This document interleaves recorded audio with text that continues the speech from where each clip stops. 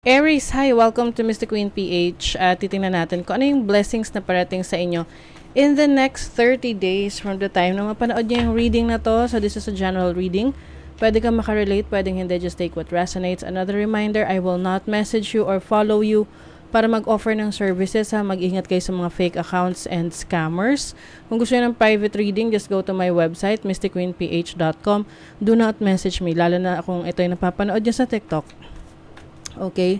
Kasi may mga nagnanakaw ng videos ko, nire-upload, tapos nagpapanggap na ako. So, as of now, 70k subscribers, 70k followers dito sa TikTok. Kung sa TikTok nyo napapanood. Okay? So, let's begin.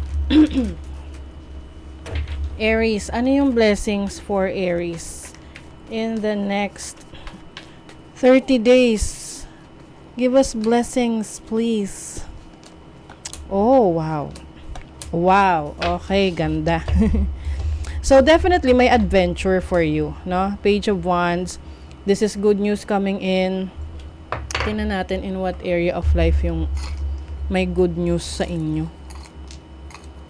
In what area of life? Kasi merong parating na good news. Lalo may kinalaman sa travel opportunities or pwede rin sa trabaho. Trabaho, career. 10th house. Or regarding sa business, uusad na yung negosyo na gusto mong gawin, no, in the next 30 days. So, the Queen of Wands, this is your energy. Very creative, no, yung energy mo. Another blessing can be business partnership, no, with the lovers. This is about focusing on commitment, no. Some of you naman, this can be a relationship coming in if you're open to relationship. But I think this is more on career and money, no? So, the Magician, this is about power, skills. Yung iba sa inyo, kayo ay mag-a-acquire ng power.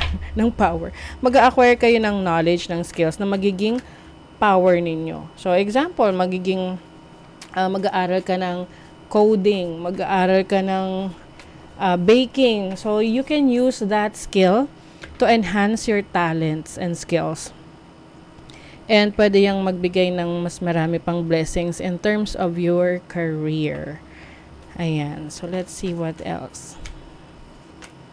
The Knight of Swords.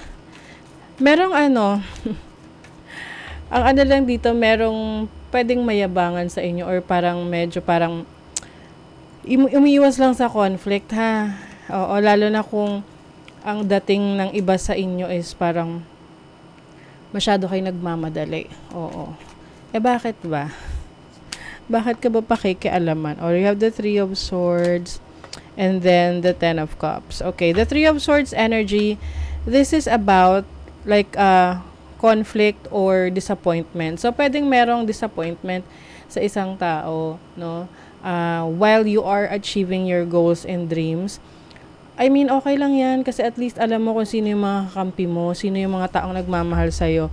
With the Ten of Cups, you are going to experience prosperity, joy pagdating sa family life and home life. So, that's so exciting. Let's see ano pa. You are learning all aspects of spiritual connection and reaching new heights.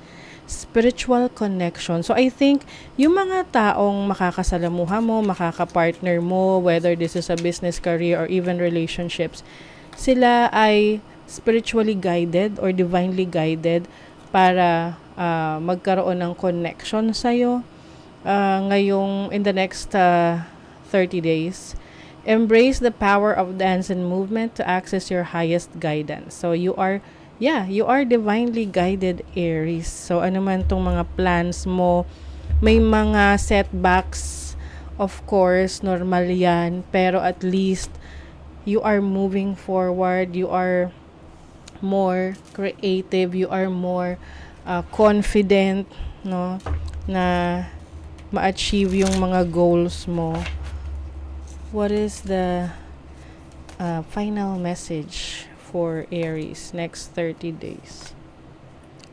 Focus daw. Just focus on your goals. Kasi kung focus ka sa mga gusto mong ma-achieve sa buhay, hindi ka madidistract. Pag hindi ka nakadistract, ibig sabihin mas magiging productive ka at mas magiging madali sa'yo na ma-achieve yung iyong mga dreams or goals in the next 30 days. Okay? So that is your reading, Aries. Thank you so much. See you again.